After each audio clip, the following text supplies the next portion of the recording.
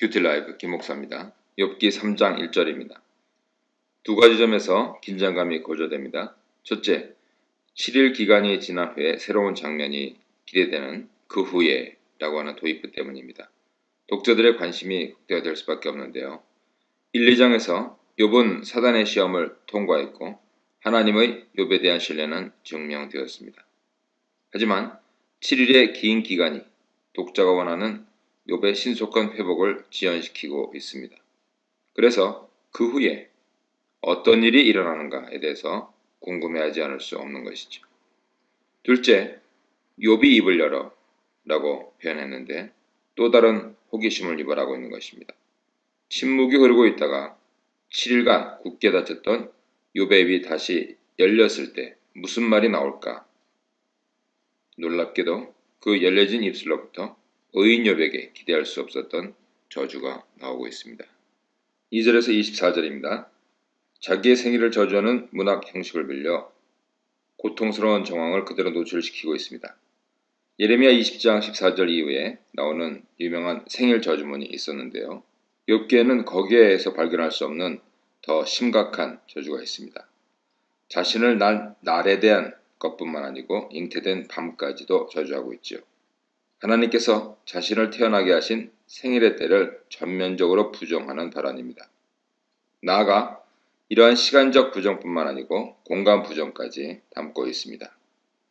아예 죽음 가운데 묻혀버리는 음부의 세계를 구체적으로 묘사하고 있는 것이죠. 생명을 전환한 자의 소리뿐 아니라 새로운 창조의 날에 울려 퍼질 즐거운 소리를 정막으로 차단합니다. 욥은 결정적으로 창조주 하나님의 창조 세계를 전면적으로 부정합니다. 하나님 창조가 역행되기를 원하고 있는 것이죠. 창조 세계를 부정할 뿐만 아니고 먼저 간 죽은 자들의 죽음을 부러워합니다. 그곳에서는 고통이 끝나고 안식만 있기 때문이지요. 욥에게 음부는 피난처입니다. 현재 세상의 소유와 곤비함으로부터 떨어진 것이고 갇힌 자의 억압이 없는 것이고 모든 사람들이 안정과 자유를 얻는 곳입니다. 나아가 욥은 직접적인 죽음 강구를 피력하고 있습니다.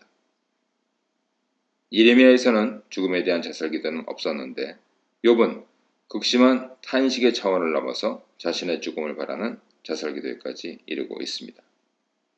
그의 생일 저주는 이제 창조세계 전체에 대한 저주로 발전합니다.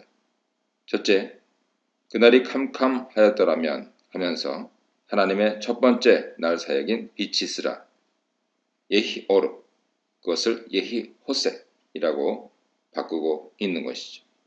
둘째, 어둠, 죽음, 구름, 흑암 같은 묵시적 언어로서 심판과 종말의 시기를 묘사합니다.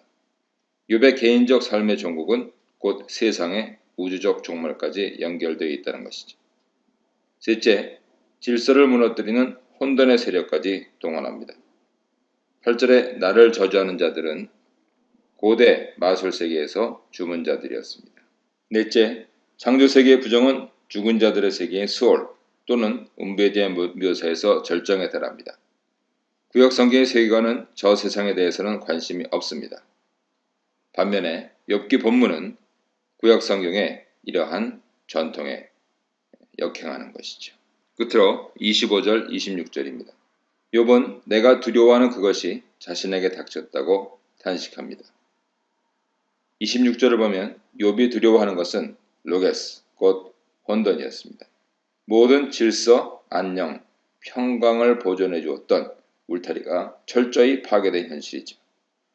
욥은 이후에 무방비 상태로서 친구들과 대화하며 또 하나님께 간구하고 항변합니다. 최고의 완벽한 삶을 살았던 욥이기에 그 완벽을 깨뜨리는 어떠한 무질서도 용납할 수 없었던 것이죠. 십자가상에서 예수님은 이것을 극복하고 승리하셨습니다.